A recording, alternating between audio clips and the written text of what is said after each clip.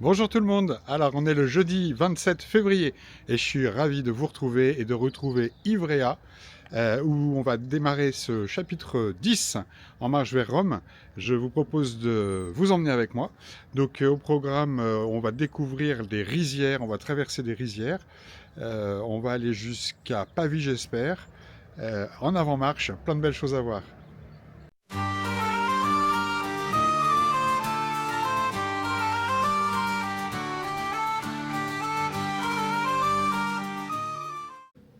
Alors pour démarrer, j'ai commencé par retourner dans la cathédrale derrière pour notamment retourner voir la crypte millénaire qui m'avait beaucoup plu et qui me plaît toujours autant. J'ai fait quelques images.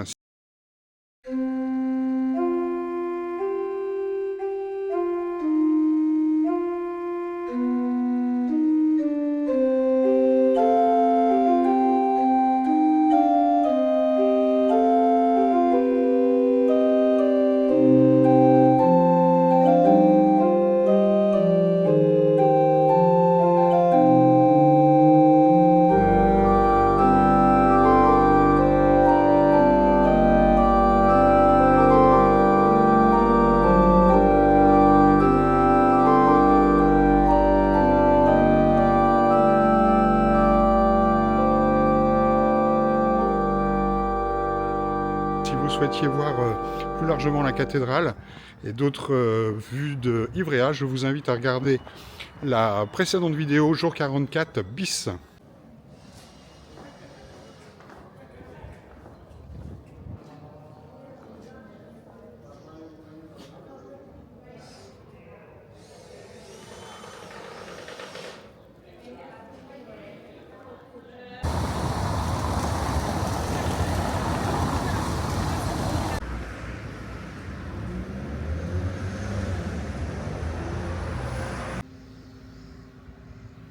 Voilà, je retrouve enfin le calme de la nature.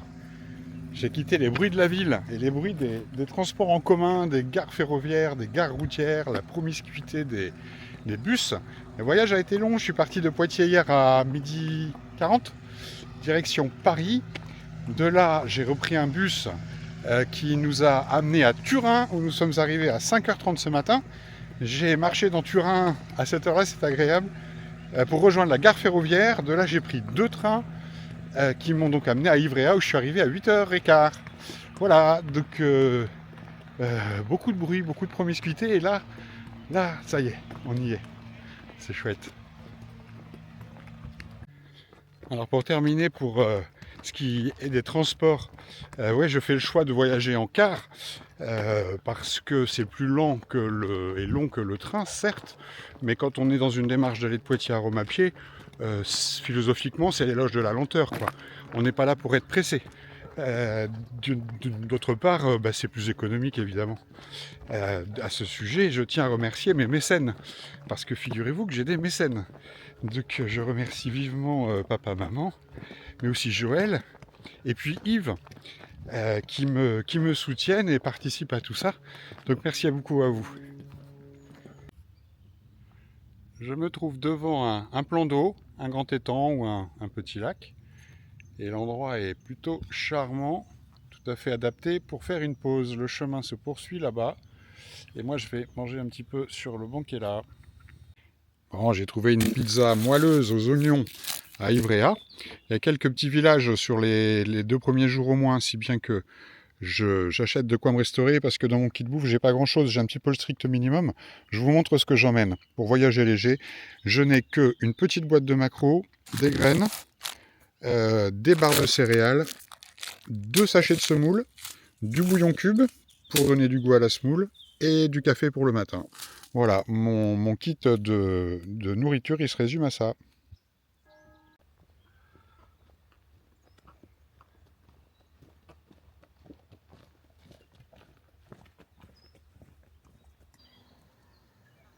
Me voilà à Burolo. On a un petit peu grimpé, mais les paysages en valent la peine. Alors Burolo, c'est pas sur le chemin, sur la via, mais je fais un détour parce qu'il y a ça. Je sais pas ce que c'est. On va aller voir. Alors voilà, ce qui m'a valu un détour, à savoir El Guidio Universale sulla Via Francigena, mural del Maestrio Eugenio Pacioli. Donc le Maestrio, il a fait une grande fresque que moi j'ai l'impression qu'elle a été faite par les enfants des écoles ou bon, vous voyez, je suis très enthousiaste quoi, comme vous pouvez entendre. Bon, il y a de jolies couleurs par là. Bon, je viens de quitter le bourg de Burolo et son église et sa fresque. Et ensuite, je trouve le panneau d'entrée. Et à la sortie de Burolo, ici, il y a une fontaine, un panneau. Et là, un autocollant de Toff Aventurier. J'en avais déjà parlé, j'en avais vu un dans les Alpes. So.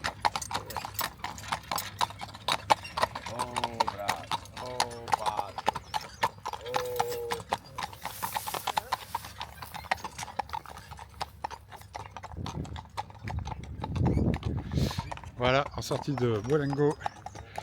Oui, l'autocollant de Toff Aventurier, ça m'amuse et surtout ça me fait plaisir de le voir en fait. Parce que ça me rappelle qu'il est passé par là et il y a 3 youtubeurs au moins, non 3, auxquels je pense quand je fais le chemin en me disant qu'ils sont passés par là, parce qu'ils m'ont donné le plaisir de vivre leur propre chemin par procuration.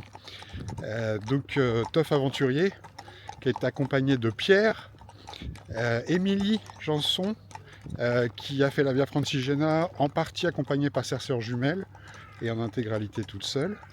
Et puis Jenna et lui j'ai oublié son prénom, ils font le tour du monde là maintenant. Et les uns comme les autres, j'ai eu plaisir à les suivre, d'autant qu'ils ont adapté un format que je trouve pour ma part très chouette parce que je l'ai adopté aussi, qui est de publier une vidéo par jour le soir même. Alors évidemment le montage est fait avec le portable le soir sous la tente, c'est un peu bâclé on pourrait dire. En tout cas c'est sans doute moins fini et léché que des youtubeurs qui prennent le temps de faire un montage sur l'ordinateur pendant des heures. Mais c'est beaucoup plus spontané, c'est beaucoup plus immédiat. Et puis ça permet de partager le quotidien quoi. Voilà, donc c'est pour ça que j'ai adopté moi aussi ce format-là, que je trouve chouette. Et donc petite pensée, j'allais dire amicale ou affectueuse pour ceux que j'ai cités juste avant. Notamment Toff, c'est son anniversaire aujourd'hui. Salut Toff.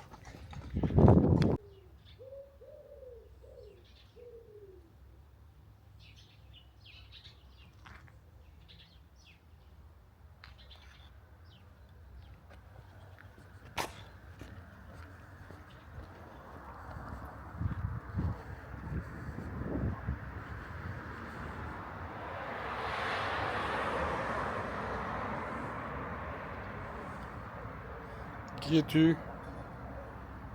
Giuseppe Saraga. Elle est sympa cette statue je trouve, de Giuseppe Aragada. Giuseppe, veux-tu faire un selfie avec moi?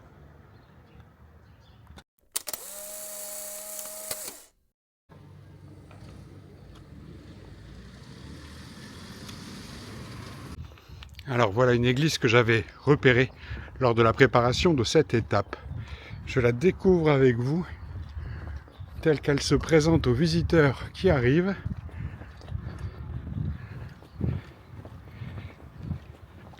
C'est plutôt joli. 1, 2, 3, 4, 5. Il y a un porche à 6 niveaux, si on compte celui du bas. Je vois qu'il y a une grille. Probablement qu'on ne peut pas rentrer. En tout cas, c'est charmant.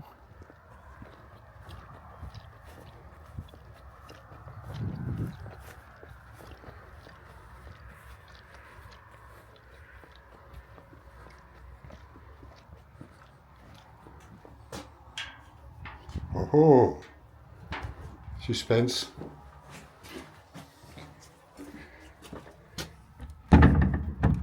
Ben non. Ah, ils disent de pousser, mais... Ah! Oh là! Non, je suis en train de tout défoncer. Oui, je vais arrêter là. Bon, ben j'aurais appris que pousser, ça doit se dire spingere en italien. Pour entrer, poussez la porte. Ça y est, je parle italien. Formidable. On va regarder cette église, les pourtours, quoi. Je viens juste d'essayer d'ouvrir la porte, et là, je vois ça. Ça m'intrigue. Bienvenue à l'église de Saint-Pierre et Saint-Paul. Entrez le QR code avec l'appli Église à porte ouverte, quoi, pour accéder. Bon, bah, je vais sortir mon smartphone, je vais essayer, si ça se trouve, je vais pouvoir l'ouvrir. Ça serait rigolo. Bon, alors je suis en train de traiter le coup. Je vous montre le truc. Sur mon téléphone, j'ai flashé le QR code, ça n'a rien fait. Donc, j'ai téléchargé une appli qui est en train de s'installer. This ad needs location access. Ok. Elle veut se localiser. Je lui dis oui. Lorsque j'utilise l'appli, oui. Bon, faut que je m'inscrive. Je vais mettre en français. Ok, je m'inscris, je reviens. Bon, c'est galère parce qu'en fait, j'ai mis un identifiant, un mot de passe, mais il m'explique que je ne peux accéder que si je suis inscrit et qu'il faut aller sur le site dédié, mais il n'y a pas le lien vers le site dédié. Donc, c'est un petit parcours d'obstacles. J'ai l'impression d'être au boulot là. Je vais tenter quand même. Alors, je suis à proximité immédiate de l'église Saint-Pierre-Saint-Paul. Et là, ils ont fait un petit abri spécial pèlerin qui est plutôt pas mal. Voilà, ça ressemble à ça. Il y a des prises électriques, mais malheureusement, il n'y a pas de courant. Puis il n'y a pas d'eau, c'est dommage. Mais bon, le lieu est chouette pour se tenir à l'abri en tout cas. Et puis alors surtout, il y a un super cadre, quoi, puisque l'église est juste ici.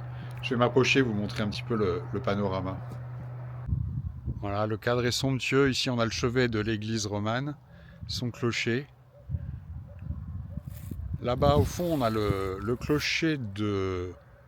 Oh, je me mélange. Burolo, Borolo. Ce soir, je suis à Ropolo. Et au fond, là-bas, on voit les montagnes. Vraiment très chouette cadre. Avec des bancs ici pour s'installer, des bancs des tables de jardin, quoi. Et puis le petit abri qui est là-bas. Et pour finir, on va retourner sur cette magnifique ou charmante église romane. Top, hein. Allez, on essaye de rentrer dedans maintenant. Bon, sinon, bien qu'il n'y ait pas de courant, je suis resté branché là. Je sais pas, ça doit être psychologique. Ça rime à rien. Mais j'essaye surtout, et je m'obstine à essayer de faire marcher cette application. Ça mouline là. J'espère que ça va marcher. Parce que donc j'ai rentré ma carte d'identité, je trouve le principe pas mal. À suivre. Alors, je me suis inscrit sur le site d'une part. Ensuite, je me suis inscrit sur l'appli. Une fois sur l'appli, j'ai retrouvé l'église ici. Et de là, j'ai réservé une place. Voilà. Et donc j'ai un ticket valide pour une visite aujourd'hui entre 14 et 14h30. Donc, j'espère que dorénavant, en flashant mon QR code, ça va m'ouvrir la porte. Sésame, ouvre-toi. On va essayer. Découverte et test de cette application en live. Regardez, le cadre est quand même sublime. Hein. J'ai l'impression que je suis bon pour faire tout le tour d'ici.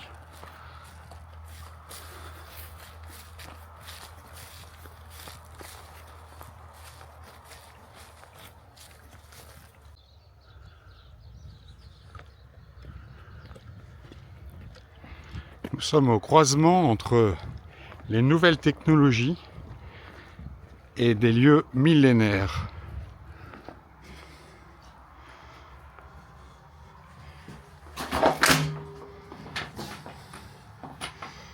Alors attention.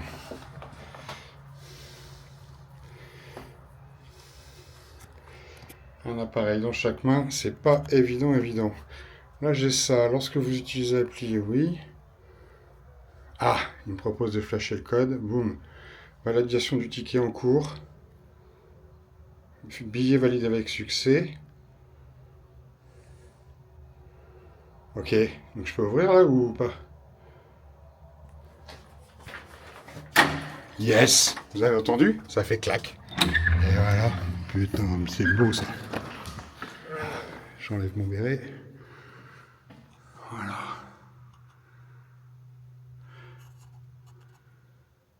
Bon, bah.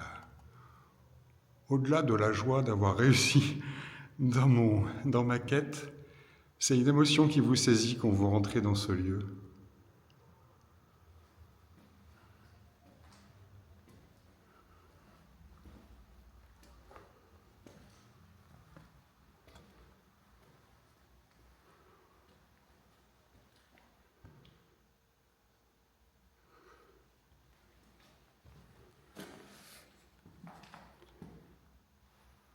Marie, notre mère à tous.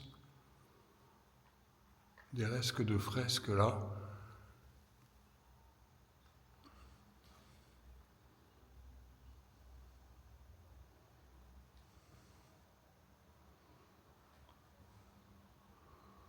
Là aussi, mais c'est très fragmentaire sur le côté gauche. Alors en prime,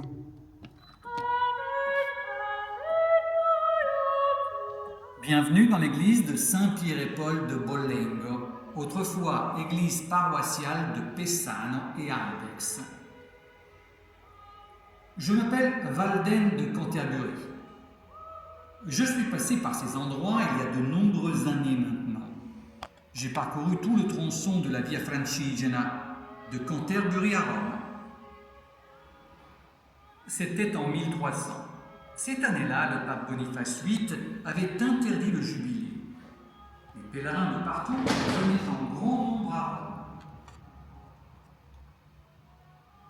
Je serai votre guide pour découvrir cette église, construite à la fin de l'an 1000.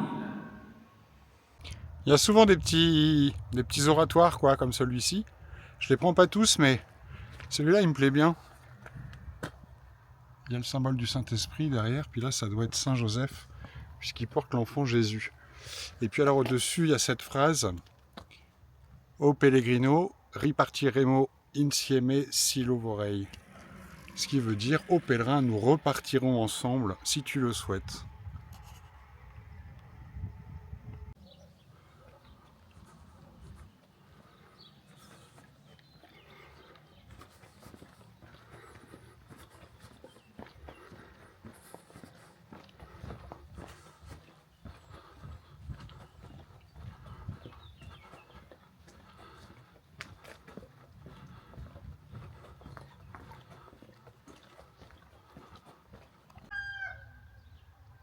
Alors ici, ils ont fait un petit arrêt pause pour pèlerins.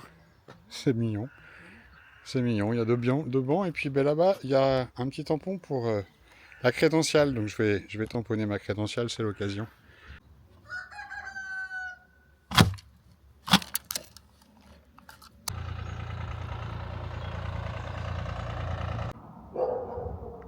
Arrivé dans un petit village italien assez typique.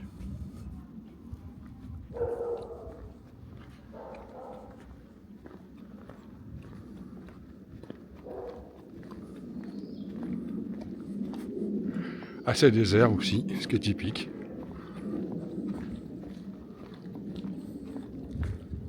Ah, quelque chose au fond là-bas. Détour ou pas détour? Ah. Voilà, bah, je suis en train de rejoindre ce que j'ai aperçu tout à l'heure. Je sais pas si c'est un clocher ou un beffroi. On va aller voir. Ah, alors en fait c'est un parking pour scooters. Voilà, donc c'est très pratique, ça garde les scooters à l'abri. Et ça c'est cool. On va tenter de rentrer dans cette église. Et après avoir lu le panneau, ben je vous confirme que c'est bien le campanile, donc le clocher quoi, de l'église.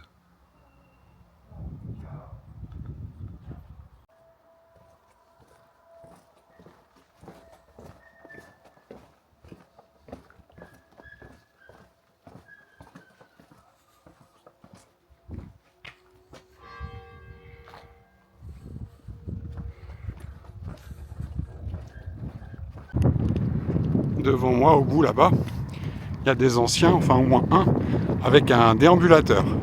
Si je les dépasse pas, je vais avoir le seum. Le suspense était insoutenable. Bon, les salutations en italien, il y a des nuances que j'ai pas encore bien captées. Hein. Et quand on croise les gens ici, c'est comme dans la campagne en France, hein, on salue quoi. Et donc, alors quand je dis salve, ils me disent buongiorno. Quand je dis buongiorno, ils me disent ciao. Quand je dis ciao, ils me disent salve. Alors j'y comprends rien. Bon, les trois marchent a priori, mais il doit y avoir des nuances. Si vous les connaissez, dites-moi en commentaire. Sinon, j'adopte la technique du j'attends. J'attends qu'on me salue et je réponds la même chose. Voilà. Allez, tchuss. Je commence à en avoir plein les pattes là. Alors, je me trouve dans l'artère centrale de Piverone. Piverone. J'aime bien toutes ces maisons colorées là. Et donc on arrive à ce porche. Il y a une horloge.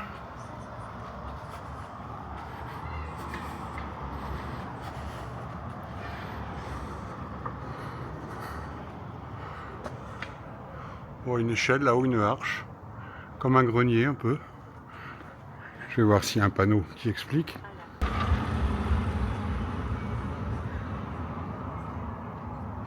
Alors, tour Campanaria, antique porte du bourg médiéval, 13e siècle. Il y a une jolie tour là-bas, et puis là c'est la sortie des classes.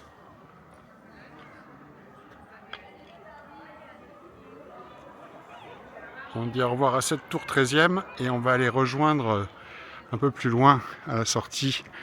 Il y a les ruines d'une chapelle, ça a l'air romantique.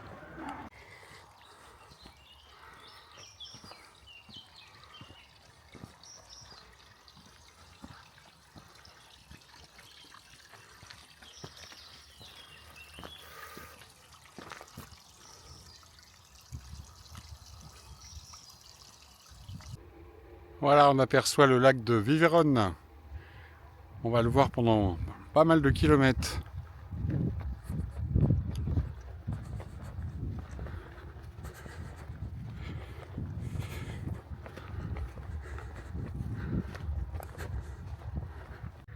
Au détour d'un chemin, on découvre une chapelle, ou les ruines d'une chapelle, du XIe siècle.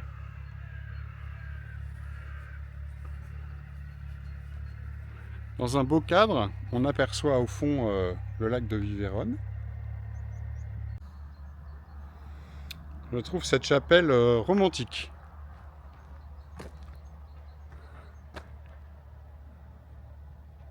Alors je dis chapelle, bien que ce soit a priori une église, mais enfin de vraiment modeste dimension.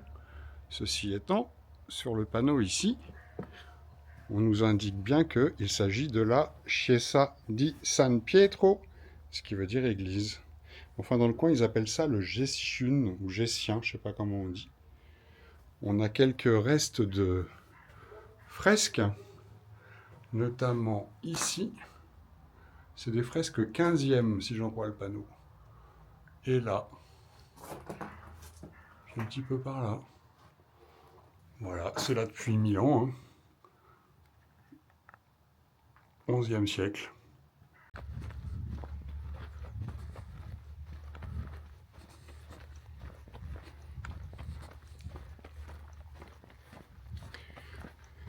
Alors je me trouve à Viverone. Je ne fais que passer.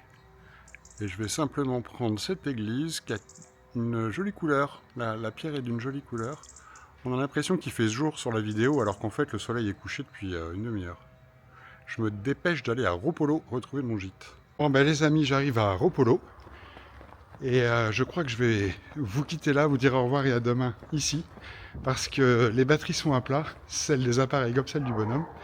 Enfin je suis ravi parce que j'étais à Paris hier à l'heure qu'il est. Et là j'ai fait 26 km, j'ai fait plus que l'étape. Donc je suis à Ropolo ce soir, c'est chouette. À demain, tchuss!